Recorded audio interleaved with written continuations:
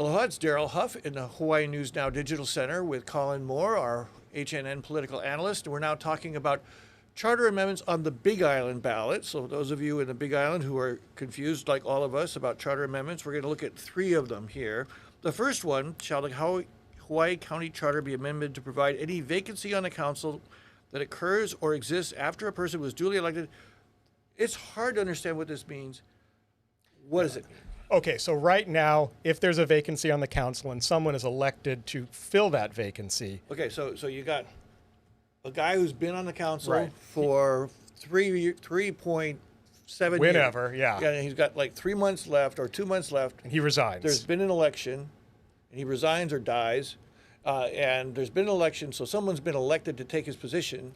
But they can't actually take that job until December. So right now you'd have this gap. You have this gap, and folks are frustrated by that because during that gap period, they don't have representation. Which might only be a couple of months. But it has happened. It's happened a couple of times. And so this would just allow that person who's already been elected to fill that seat to take that seat immediately. So to make sure that district has immediate representation. Doesn't sound particularly It's not controversial. particularly controversial. I don't think there is really anyone who's opposed to this. Okay, number 2 question of the Hawaii County Charter Amendments. This one is about amending the charter to require the mayor to appoint department heads within 30 days of the start of each mayoral term and within 60 days for a vacancy that occurs during the mayoral term. That sounds okay. So there is some controversy around this one. There's a divide between the Hawaii Island Council and Mayor Mitch Roth. So the council wants this, the mayor doesn't. He actually vetoed it. He vetoed it, and they overturned his veto. And what he says is, look, for some positions, sure, I can fill them in this amount of time. For other positions, really technical positions, like an engineer, for example, I'm going to need more time. And so I don't want to appoint someone just because they're available. I mean, sometimes these involve national searches, and so I don't want to be constrained in this amount of time.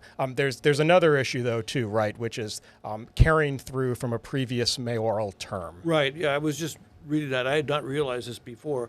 It says each mayoral term. So a mayor appoints his people, works with them for 4 years, and then he's required to go back and reappoint them or appoint someone else and go through the confirmation process again. Right, because the council wants a shot at making sure that these appointees are working with them well, they're meeting their expectations. Sort of like a as job well. evaluation. Exactly.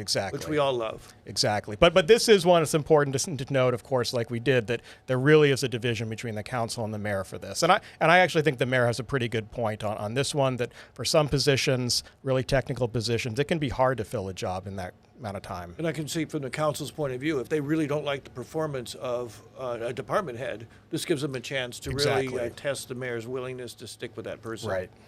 Okay, and the third Big Island, Hawaii County Charter Amendment proposal is something called the Cost of Government Commission, extending how long they can work on a project from 11 to 22 months. Yeah, and it extends the time they can serve on that commission a little bit. I mean, this commission really is just a commission that can propose a lot of different changes to county government to make it run more efficiently. And what they're saying is we need more time, and after we propose our changes, it would be helpful if we're still on the commission so we can testify, so we can explain why we made these changes.